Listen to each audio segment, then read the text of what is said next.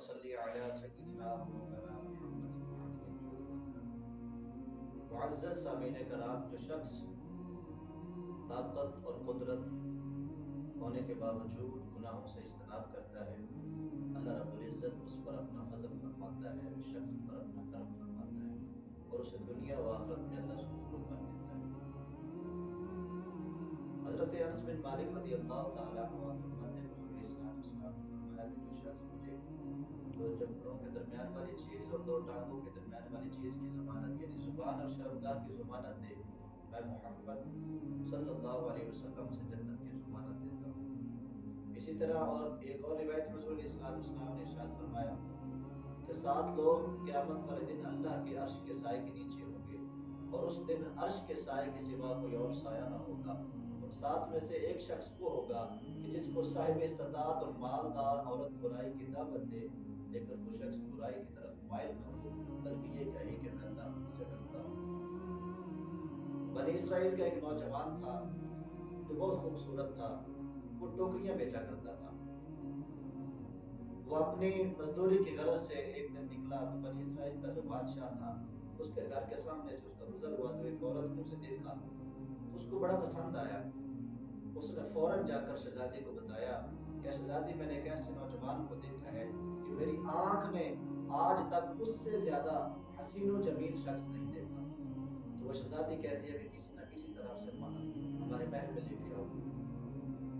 وہ شہزادی کی جو لونڈی ہوتی ہے، کنیز ہوتی ہے، وہ جاتی ہے اور شخص کو بلا کے لاتی ہے، اور جب اس کو محل کے اندر داخل کرتی ہے تو دروازہ بند کر دیتی ہے۔ پھر اسے کہتی ہے آ جاؤ، اندر آ جاؤ، ہم نے آپ سے ٹوکریاں لینی ہے۔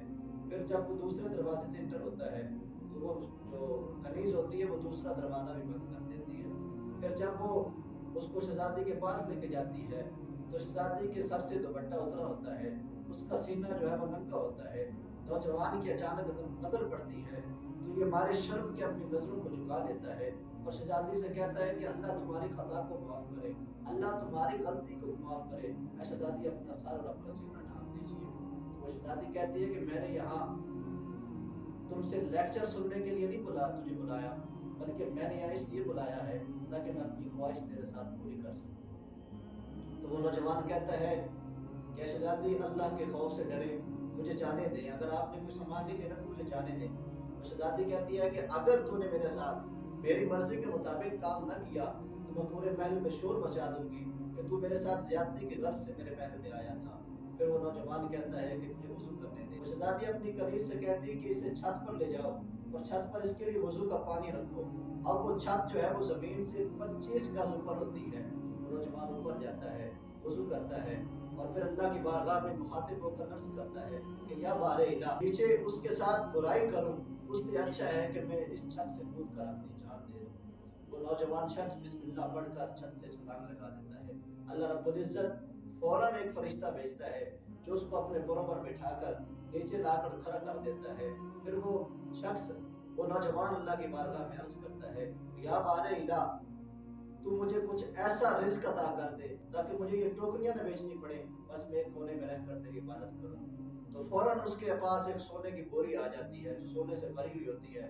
وہ نوجوان شخص اللہ کا شکر ادا کرتا ہے اور عرض کرتا ہے کہ یا بار الہ، اگر یہ رزق، اگر یہ سونا آخرت میں جو تو نے مجھے اجر عطا کرنا ہے اس اجر میں سے کوئی کمی نہ کرے تو یا اللہ پھر میں رکھ لیتا ہوں، اگر یہ سونا آخرت کے اجر میں کمی کرے گا تو یا اللہ مجھے یہ سننا نہیں چاہیے۔ اللہ کی طرف سے آواز آئے گی کہ اے نوجوان، یہ جو تو نے برائی سے بچنے کا ارادہ کیا ہے، یہ جو تو برائی سے بچا ہے، یہ جو قیامت میں تجھے اس کا اجر ملنا تھا، یہ اس کا 25واں حصہ ہے۔ تو وہ نوجوان عرض کرتا ہے یا بار الہ، پھر مجھے نہیں چاہیے، اگر یہ میرے آخرت کے اجر میں کمی کرے گا تو پھر مجھے نہیں چاہیے۔ تو وہ سونا اس کے پاس سے غائب ہو جاتا ہے۔ تو دیکھیے کہ اس نے برائی سے بچنے کا ارادہ کیا، اللہ رب العزت نے اس کی ہر خواہش کو اس کے ناتوا کیا۔ تو جو شخص طاقت اور قدرت ہونے کے باوجود گناہ سے بچتا ہے، اللہ رب العزت اس پر اپنا انعام فرماتا ہے۔ اللہ رب العزت ہمیں گناہوں سے بچاتا ہے۔